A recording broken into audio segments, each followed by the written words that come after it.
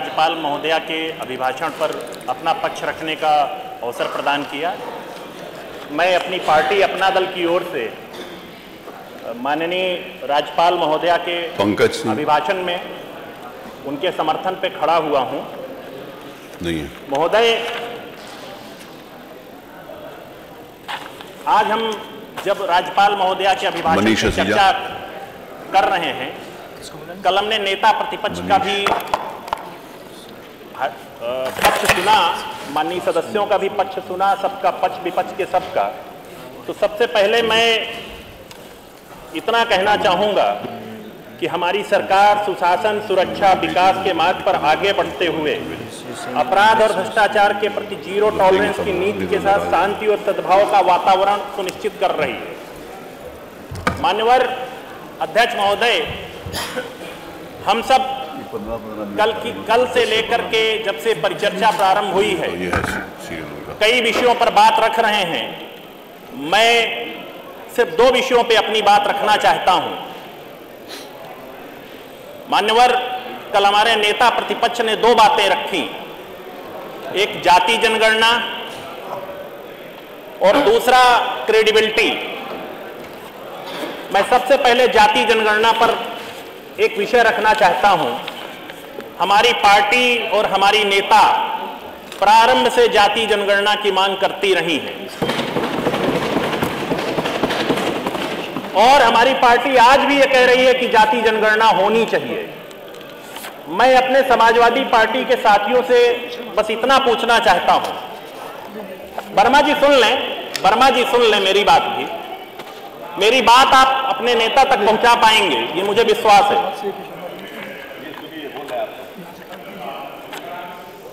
मान्यवर, जाति जनगणना सामाजिक न्याय का एक ऐसी बिंदु है जिस पर सामाजिक न्याय की बात उठाने वाले हर व्यक्ति को सहमत होना ही पड़ेगा, इसमें कोई दो राय नहीं है।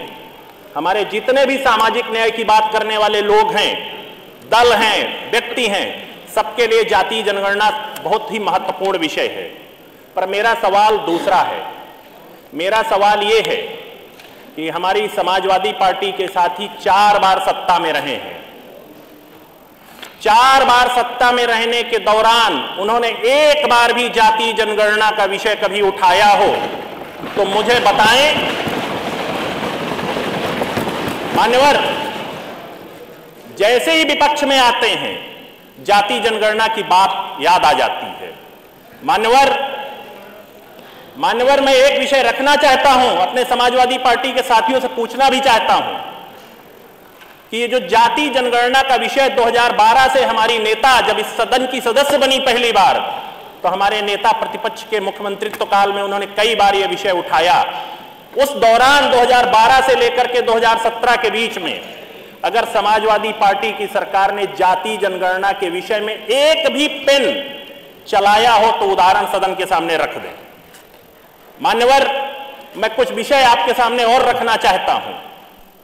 सबसे पहले अभिभावक की तरह हमारे नेताजी थे, मैं उनको श्रद्धांजलि अर्पित कर रहा हूं और एक विषय अपने समाजवादी पार्टी के साथियों के सामने रख रहा हूं कि 1996 में माननीय रक्षा मंत्री के रूप में आदरणीय नेताजी थे।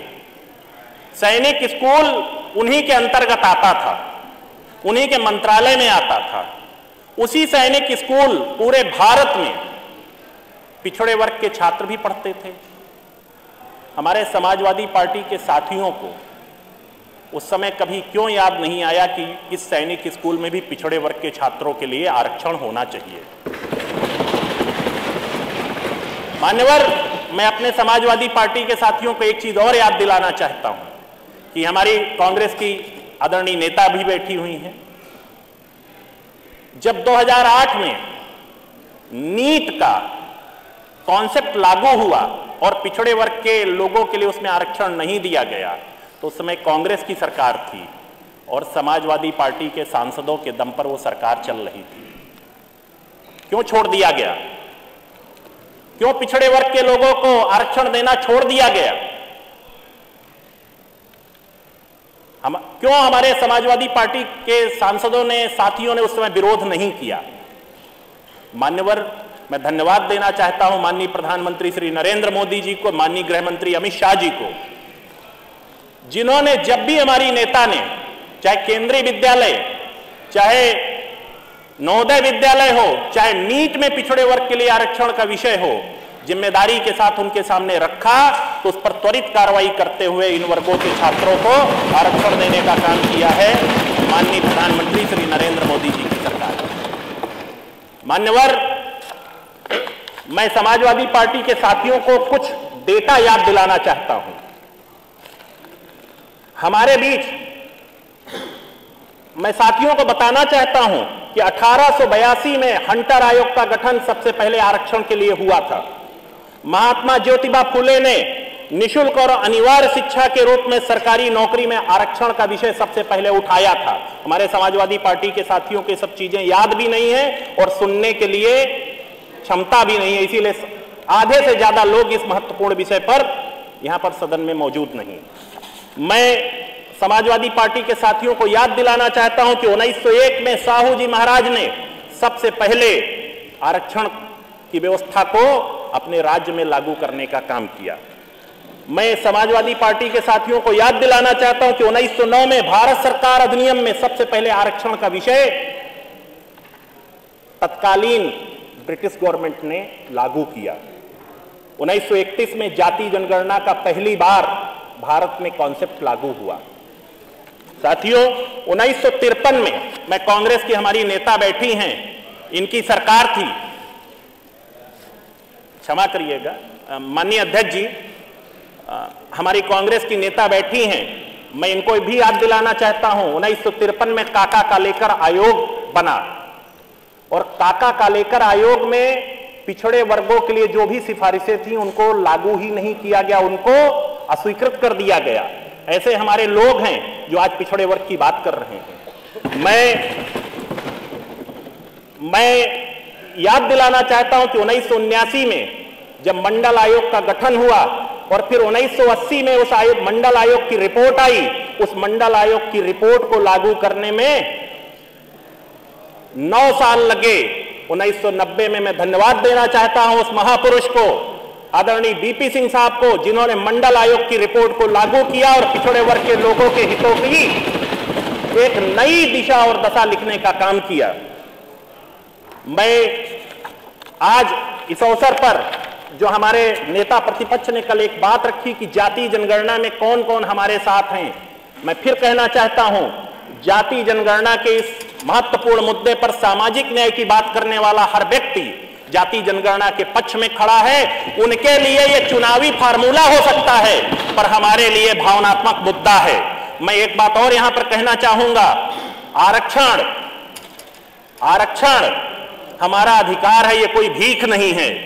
यह विषय हर सामाजिक न्याय की बात करने वाले व्यक्ति के दिमाग में, दिल में बैठी हुई है महोदय। इसलिए जो इसको चुनावी फार्मूला के रूप में प्रयोग करना चाहते हैं, एक बार पहले झांक लें कि जब वो सत्ता में थे तो उन्होंने इस विषय को कभी क्यों नहीं उठाया। मान्यवर, दूसरा विषय हमारे कल नेता प्रतिपक्ष ने एक बात रखी, क्रेडिबिलिटी। इसमें क्रेडिबिलिटी में बड़ा अच्छा महत्वपूर्ण बिंदु रखा है उन्होंने। क्रेडिबिलिटी, पॉलिटिकल क्रेडिबिलिटी सबसे महत्वपूर्ण होती है। इसके अलावा आप करते क्या है, कहते क्या है, इसकी भी एक क्रेडिबिलिटी होती है।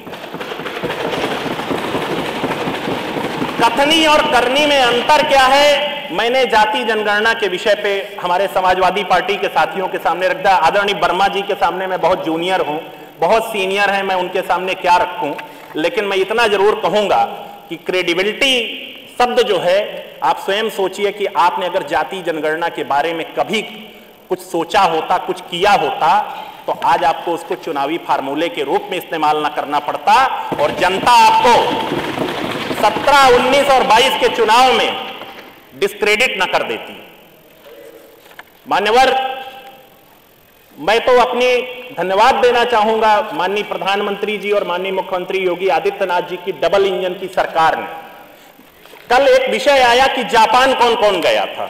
जापान मैं गया था, मेरे वरिष्ठ मंत्री जयवीर सिंह साहब गए थे, और जापान में क्रेडिबिलिटी की जो बात है वो मैं बताना चाहूंगा मान्यवर, कि जापान में जब हम जापानी उद्योगपतियों से मिले तो सबने एक स्वर में एक बात कही कि ये मोदी जी का हिंदुस्तान है, और उस मोदी जी के हिंदुस्तान में हमें भरोसा है। हम जो पहले काम करते रहे हैं उससे ज्यादा उस मोदी जी के हिंदुस्तान में हमें भरोसा है, क्योंकि उन्होंने हिंदुस्तान को ईज ऑफ डूइंग में एक नई दिशा और दशा देने का काम किया है। ये क्रेडिबिलिटी होती है मान्यवर।